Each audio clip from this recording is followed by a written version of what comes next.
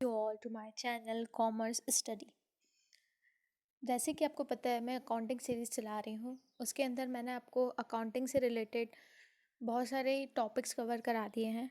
अब हम next topic देखेंगे, फाइनल स्टेटमेंट क्या होता है, क्या नीड है फाइनेंशियल स्टेटमेंट की, trading account, objective of trading account and format कि ट्रेडिंग अकाउंट कैसे प्रिपेयर किया जाता है। फाइनेंशियल स्टेटमेंट, फाइनेंशियल स्टेटमेंट क्या होता है? Financial statement business, company, organisation किसी end of the accounting period, ये किसी भी एंड ऑफ द पीरियड में बनाया जाता है, जैसे कि 31 मार्च और 1 अप्रैल टू 31 मार्च, एक साल में एक बार ये स्टेटमेंट प्रिपेयर किया जाता है बिजनेस की परफॉर्मेंस देखने के लिए। बिजनेस में रेवेन्यू अर्न किया है, लॉस हुआ है, लायबिलिटी, एसेट देखने के लिए फाइनेंशियल स्टेटमेंट बनाया जाता है। फाइनेंशियल स्टेटमेंट किसी भी बिजनेस में पर्टिकुलर डेट पे बनाया जाता है। A complete set of financial statement of sole proprietorship, मैं आपको इसमें सोल प्रोप्राइटरशिप का बता रही हूँ। जैसे कि आपको पता है टाइप ऑफ ऑर्गेनाइजेशन में हमने देखा था कि 3 तरह के ऑर्गेनाइजेशन होते हैं, सोल प्रोप्राइटरशिप, कंपनी और पार्टनरशिप। इसमें हम सोल प्रोप्राइटरशिप देखेंगे। सोल प्रोप्राइटरशिप में 3 अकाउंट बनाए जाते हैं, trading account, profit and loss account और इसको कम्प्लीटली हम इनकम स्टेटमेंट भी बोलते हैं। और एट द एंड हम बनाते हैं बैलेंस शीट। और जब हम इन तीनों ही स्टेटमेंट को मिलाते हैं, जैसे कि हम ट्रेडिंग बनाते हैं, P&L बनाते हैं, बैलेंस शीट बनाते हैं, जब हम तीनों का सम अप देखते हैं तो उसको बोलते हैं फाइनल स्टेटमेंट। तो हम इस वीडियो में देखेंगे ट्रेडिंग अकाउंट और फिर अपकमिंग वीडियो में हम देखेंगे प्रॉफिट एंड लॉस और बिजनेस और balance sheet. Need of financial accounting, financial accounting की क्यों ज़रूरत पड़ी, at the end of the period हम ऐसे क्यों प्रिपेयर करते हैं। सबसे पहले तो हम देखेंगे ट्रेडिंग और प्रॉफिट एंड लॉस को। हम ट्रेडिंग अकाउंट और प्रॉफिट एंड लॉस अकाउंट इसलिए प्रिपेयर करते हैं क्योंकि हमें ग्रॉस प्रॉफिट और नेट प्रॉफिट देखना होता है। किसी भी बिजनेस में ग्रॉस प्रॉफिट कितना है, ग्रॉस लॉस कितना है, नेट प्रॉफिट कितना निकला, नेट लॉस कितना निकला।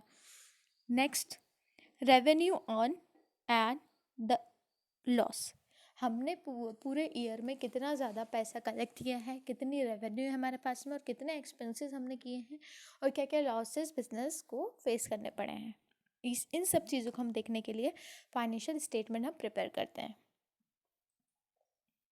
ट्रेडिंग अकाउंट, सो ये हमारा फर्स्ट है ट्रेडिंग अकाउंट। ट्रेडिंग अकाउंट क्या होता है? ट्रेडिंग अकाउंट हम बनाते हैं ग्रॉस प्रॉफिट और ग्रॉस लॉस देखने के लिए, किसी भी बिजनेस में कोई भी एक्टिविटी कंडक्ट करने में कितना ग्रॉस प्रॉफिट हुआ है, क्या लॉस हुआ है ड्यूरिंग द पर्टिकुलर पीरियड, हम उसको देखने के लिए ट्रेडिंग अकाउंट बनाते हैं। Trading account trading account basically related होता है buying and selling activity involve in business. कोई भी बिजनेस अगर किसी भी प्रोडक्ट को मैन्युफैक्चर कर रहा है तो उसका सामान कैरी करने में, रॉ मटेरियल लाने में और डिलीवरी करने में कितने एक्सपेंसेस हुए और जब वो मैन्युफैक्चर प्रोडक्ट हमने सेल किया तो उससे हमें कितना रेवेन्यू अर्न हुआ, ये देखने के लिए हम बनाते हैं trading account. Trading account is useful for the business are dealing trading business. Trading business in means that रोज वो ट्रांजेक्शन करता है, buying selling of the particular good service and raw material. Objective of trading account, trading account बनाने के क्या क्या objective होते हैं? पहला मेन ऑब्जेक्टिव होता है ग्रॉस प्रॉफिट और ग्रॉस लॉस। किसी भी बिजनेस में ग्रॉस प्रॉफिट कितना हुआ है, ग्रॉस लॉस कितना हुआ है, ये देखने के लिए हम बनाते हैं trading account. Next, net purchase and sale, हमने कितना रॉ मटेरियल परचेज किया है और उसके बाद हमने उसे कितना मैन्युफैक्चर करके सेल किया है। इसमें नेट परचेज का मतलब ये है जो हमारा परचेज है उसमें से जितने भी जो गुड्स हैं जो कि डैमेज है, अदर है, उसे हम माइनस कर देंगे तो उसको बोलते हैं रिटर्न परचेस। जितना भी हमने परचेस किया है उसमें से हमने माइनस कर दिया जितना हमने रिटर्न किया है तो उसको बोलते हैं net purchase. Third point, show the cost of goods sold.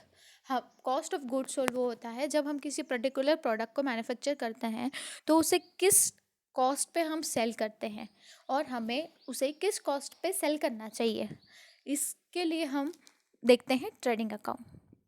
Know the expenses, हम एक्सपेंसेस देखते हैं कि हमें ट्रांजेक्शन करने में कितने एक्सपेंसेस देखने पड़ रहे हैं, वेटेड हो गया, कस्टम ड्यूटी हो गया, कौन कौन से एक्सपेंसेस हमें पर्टिकुलर रिसोर्सेज के लिए लग रहे हैं, वो देखने के लिए हम ट्रेडिंग अकाउंट बनाते हैं। Efficiency of the business, efficiency means that जब हम किसी भी चीज़ की एक्सपेंसेस और सारी चीज़ें देखते हैं, हम उसको कंट्रोल करने की कोशिश करते हैं और हम उसे प्रॉपर मैनेज करते हैं तो हमारा बिजनेस इफेक्टिवली रन करता है। फॉर्मेट ऑफ ट्रेडिंग अकाउंट, इस तरह से ट्रेडिंग अकाउंट बनाया जाता है। इसके डेबिट साइड में ओपनिंग स्टॉक, परचेज, वेजेस ये आते हैं और क्रेडिट साइड में आता है सेल्स और कॉस्ट स्टॉक। ये जो ट्रेडिंग अकाउंट है ये हमारा नॉमिनल अकाउंट के जैसा है। जैसे कि मैंने आपको बताया था 3 अकाउंट, उसमें ये नॉमिनल अकाउंट की कैटेगरी में आता है। इसमें क्या होता है कि डेबिट साइड में हम लिखते हैं सारे एक्सपेंसेस और क्रेडिट साइड में हम लिखते हैं कि हमने कितनी इनकम अर्न की है, हम लिखते हैं वो क्रेडिट साइड में। Opening stock first, opening stock ये होता है जब हम किसी भी प्रोडक्ट को हम बनाते हैं और हमारे पास में रॉ मटेरियल कितना है वो कहलाता है ओपनिंग स्टॉक। नेक्स्ट हमारा है परचेस और परचेस रिटर्न, मैंने आपको भी बताया था। वेजेस, हम उसको प्रोडक्ट को मैन्युफैक्चर करने में लोगों को कितना पैसा दे रहे हैं वो कहता है wages. Custom duty, import duty, carried wages, loyalty, ये सारी एक्सपेंसेस हैं जो हमें प्रोडक्ट जो हमारा मैन्युफैक्चर, ये हमारे जो कहलाते हैं, इन सब को हम बोलते हैं डायरेक्ट एक्सपेंसेस। डायरेक्ट एक्सपेंसेस वो होते हैं जो कि डायरेक्ट रिलेटेड होते हैं मैन्युफैक्चर से, या फिर प्रोडक्ट को मैन्युफैक्चर करने में हेल्प करते हैं, या फिर कोई भी प्रोडक्ट को डिलीवर करने में हेल्प करते हैं, उसे हम बोलते हैं डायरेक्ट एक्सपेंसेस। ये सारे कहलाते हैं डायरेक्ट एक्सपेंसेस।